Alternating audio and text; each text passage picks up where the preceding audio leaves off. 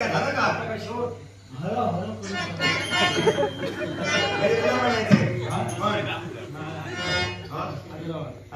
होऊ दे सुरुवात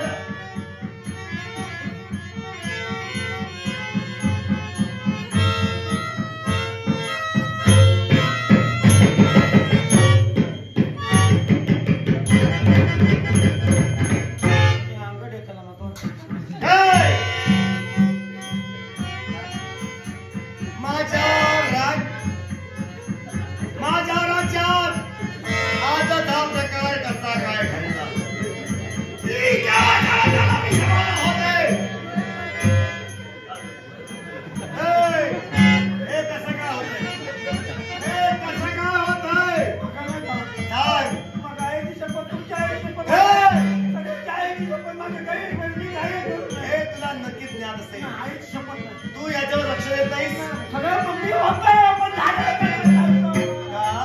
अन्न कुणी बनविलं त्यांनी बनवलं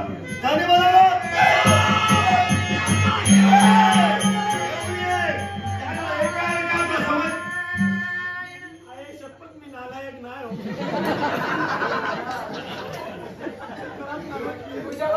काही घडलं मला माहिती आहे पण एवढं मानलं तुला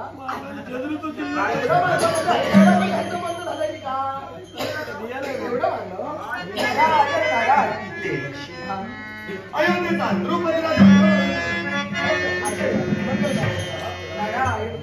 हा बिचारा साधा बोळा काढत काढले का मारत होता कोण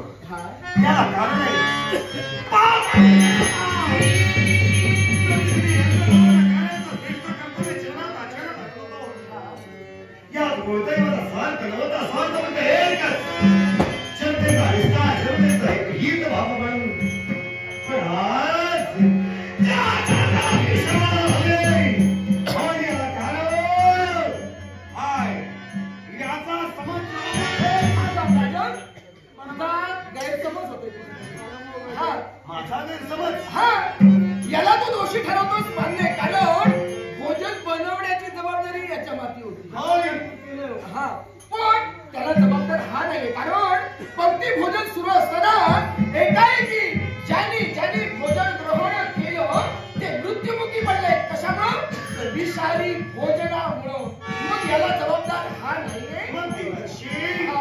तुम्ही म्हणता त्या गोष्टीला जबाबदारी हा नाही मग या जीवनात ती शाळा तरी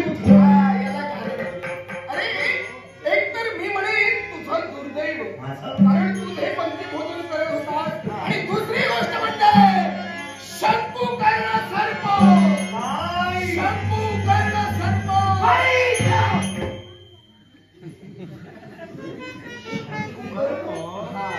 देवर्षी वीर तो आला होता माझ्या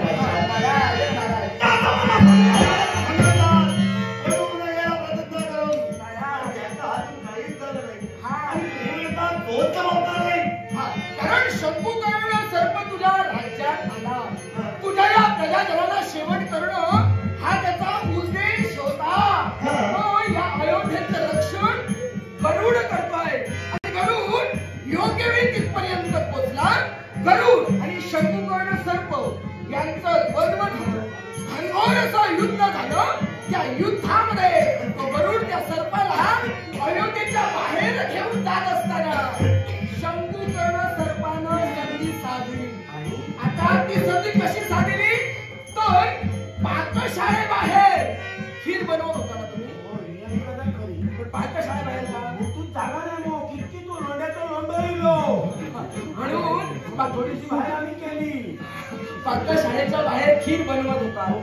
मग त्याच वेळी त्याने संधी साधली. त्या शंभूकर्ण सर्पानं तिथूनच त्या खिरीमध्ये विष आणलं. त्या खीरमध्ये विष पडल्या कारणानं खीर विषारी झाली. त्यामुळे हे सारे मृत्युमुखी पडले. त्याला हा जबाबदार नाहीये. पण हे काही केलं ते शंभू करणारं केलं. हो मग केले जातात.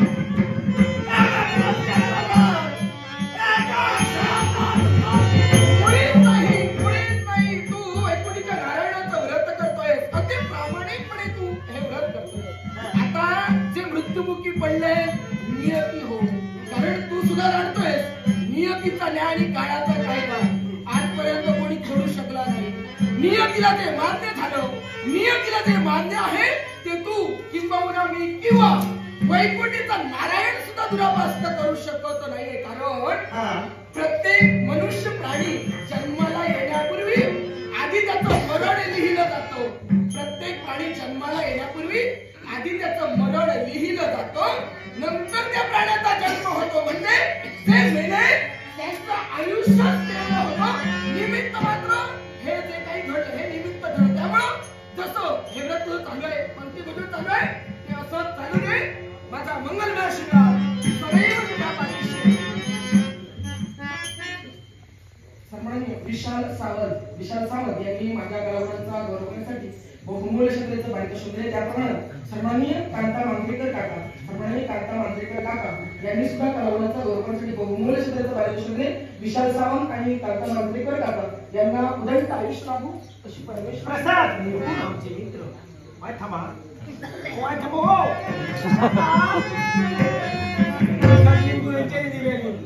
त्यांचं बाळगून आमच्या जेवढं वाटावलं अर्थात जे काही घडलं ते नियतीच्या नुसार घडलं.